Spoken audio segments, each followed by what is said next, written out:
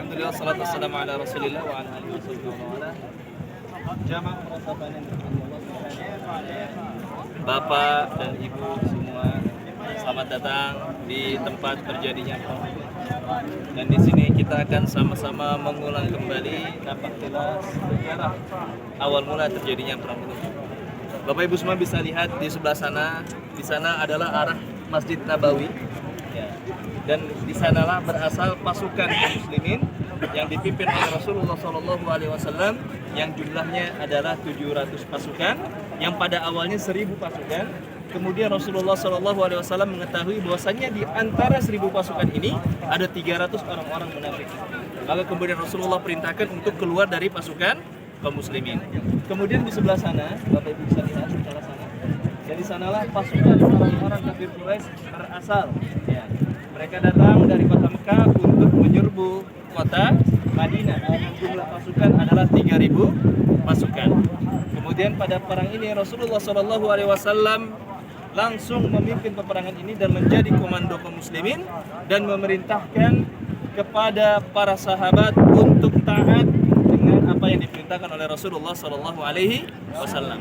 Hingga akhirnya Rasulullah SAW membuat strategi, yaitu adalah menempatkan 70 pemanah di atas bukit ini. Bapak Ibu bisa lihat di belakang, ya. Di atas bukit ini dinamakan sebagai Jabal Rumah, ya, atau bukit pemanah. 70 pasukan ini ditempatkan oleh Rasulullah SAW untuk menjaga barisan belakang kaum muslimin. Yang dimana Rasulullah SAW berpesan, wahai para pemanah, jangan turun dalam kondisi menang ataupun kalah.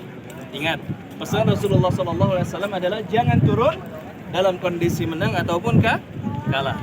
Hingga akhirnya kemudian Rasulullah SAW menempatkan 70 pemanah, ya, dan kemudian para sahabat yang dibawa, berarti sisanya adalah 630 pasukan. 630 pasukan menghadapi 3000 pasukan. Yang dimana kemudian peperangan ini terjadi, dan peperangan terjadi di tempat depan kita semua, lihat, ya. Dan peperangan ini terjadi di sini, ya. Yang dimana 3000 pasukan ini dipimpin oleh Abu Sufyan. Pada masa pertama peperangan, atau kita sebut sebagai ronde pertama, kaum muslimin Allah berikan kemenangan, ya, yang dimana 700 pasukan ini bisa menghadapi 3000 pasukan dengan strategi yang diatur oleh Nabi kita, Nabi Muhammad SAW. Ya. Mereka yang 3000 pasukan orang kafir Quraisy ini tidak bisa mendekat kepada kaum muslimin. Kenapa? Karena setiap mereka mendekat maju, para pemanah langsung melemparkan anak panah yang ada di belakang kita bukitnya, maka dinamakan sebagai Jabal Rumah, bukit pemanah. Qila, katanya wallahu ta'ala alam, ini bukitnya sudah terkikis, ya.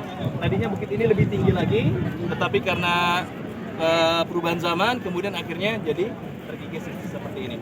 Baik, Duiful Rahman, tamu Allah yang dirahmati Allah Subhanahu wa taala, jamaah umrah sabana. Peperangan ini terjadi di waktu pertama kaum muslimin mendapati kemenangan, hingga akhirnya orang-orang kafir Quraisy ini terpukul mundur, ya. Terpukul mundur, ya. Mereka kalah dengan strategi yang diatur oleh Rasulullah SAW. Kemudian para pemanah yang di atas ini melihat adanya kesempatan untuk bisa membantu kaum muslimin yang di bawah mengumpulkan harta rampasan perang. Mereka mengira bahwasannya peperangan sudah usai, ya. Hingga akhirnya mereka mengira juga dan terlupa juga dengan pesan daripada Nabi Muhammad SAW, yaitu jangan turun dalam kondisi menang ataupun kalah. Hingga akhirnya sebagian besar pemanah ini turun, Bapak Ibu, karena ada kesempatan untuk membantu mengumpulkan harta rampasan perang. Karena hal ini diperlukan seorang panglima perang, ya, yang dimana panglima ini jikalau mendapati satu tempat, jikalau melewati satu tempat, dia akan berpikir 100 strategi untuk berperang di tempat tersebut.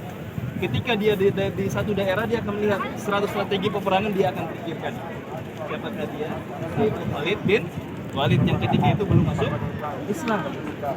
Khalid bin Walid dan pasukannya juga melihat ada yang dimana para pemanah yang di atas ini sebagian besarnya berturun. Maka kemudian akhirnya Khalid bin Walid dengan pasukannya dari sebelah sana, ya, kurang lebih ada dari bukit ini ada geser sedikit ya. Dia menunggu kesempatan untuk melihat kapan yang belakang ini selesai. Hingga akhirnya kesempatan itu datang ya. Maka Khalid bin Walid dengan pasukannya memacu kudanya dan mengitari bukit ini dan menghabisi kaum muslimin yang ada di belakang. Dan kemudian orang-orang kafir Quraisy yang tadinya kabur, kalah, melihat ada kesempatan Khalid menyerang dari belakang. Hingga akhirnya mereka pun kembali maju. Jadi kaum muslimin diserang dari depan dan belakang ketika perang Uhud. Ini di ronde kedua. Maka ketika kondisi sedang kacau ya, di mana kaum muslimin diserang dari dua arah, dari belakang dan juga dari depan, disinilah banyak terjadinya kesedihan yang dialami oleh Rasulullah Shallallahu Alaihi Wasallam. Maka banyak ahli sejarah menyebutkan perang momen kedua ini atau ronde kedua ini dinamakan sebagai tragedi Uhud. Di mana Rasulullah Shallallahu Alaihi Wasallam melihat dengan mata Rasulullah Shallallahu Alaihi Wasallam bahwasanya ketika Rasulullah diserang dari depan dan belakang, ada seorang penembak, ada seorang pelempar gitu ya, ahli dia. Jadi ahli menombak yang dinamakan sebagai Wahsy. Wahsy ini diberikan kepada Hindun hadiah, yaitu berupa kebebasan jika berhasil membunuh Hamzah. Jika kamu berhasil membunuh Hamzah, maka kamu akan mendapati kemerdekaan. Karena Wahsy ini adalah seorang budak. Maka Dhifrul Rahman, Wahsy juga melihat ada kesempatan ketika kaum muslimin sedang kacau balau, pasukannya diserang dari depan dan belakang, Hamzah pun juga kesulitan menghadapi kaum kafir Quraisy. Maka Wahsy ini jika disebutkan dalam buku sejarah bahwasanya Wahsy jika melempar tombak dari atas bukit itu pas kena sasaran. Ya. Maka Wahsy ini melihat ada kesempatan dan kemudian dilemparlah tombak ini menghujam Hamzah radhiyallahu anhu. Dhifrul Rahman, banyak cerita mengatakan Hamzah tertombak di dada. Tapi pendapat yang paling kuat adalah Hamzah tertombak dari belakang. Dari bibirnya tembus ke depan.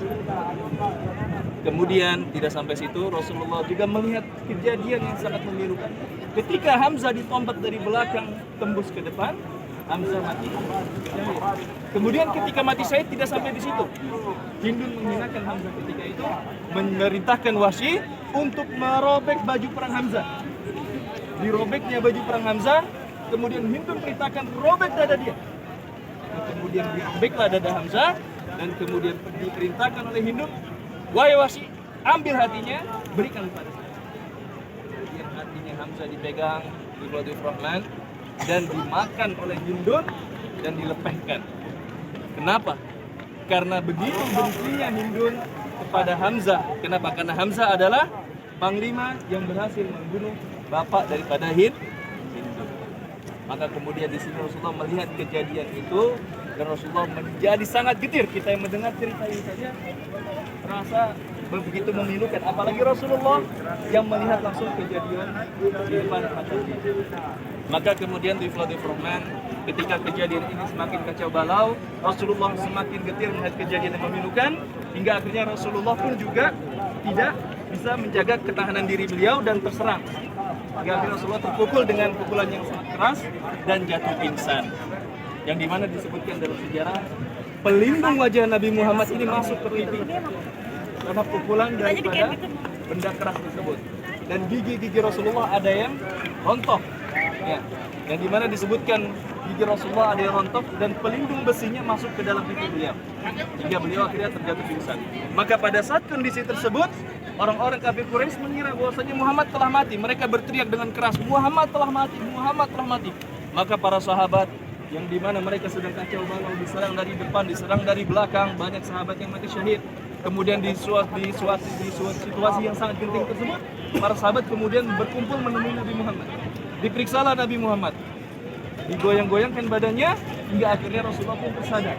Maka seorang sahabat di sini berteriak dengan suara yang sangat keras dengan teriakan Muhammad Rasulullah masih hidup.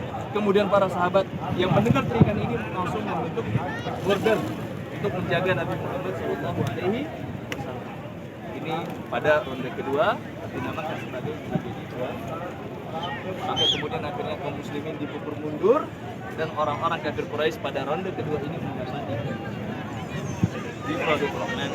pada ronde kedua ini 70 sahabat yang dimana diantaranya adalah Hamzah bin Abdul Muttalib dan juga Mus'ab bin Umair. Yang dimana Mus'ab bin Umair ini mati syahid dalam kondisi yang cukup memilukan.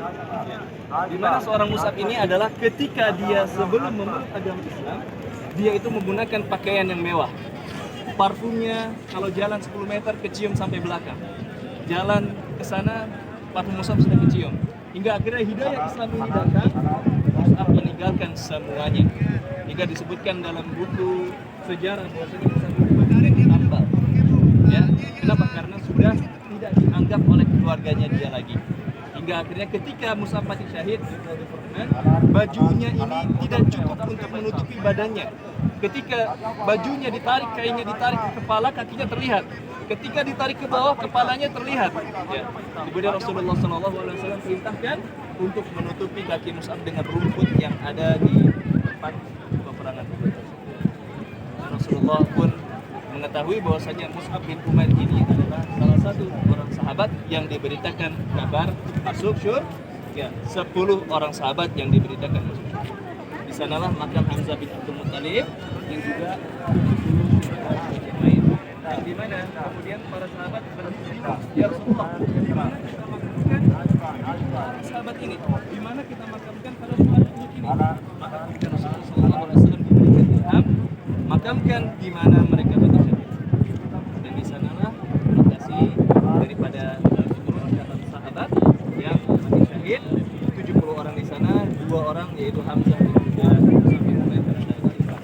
Mari kita ke sana.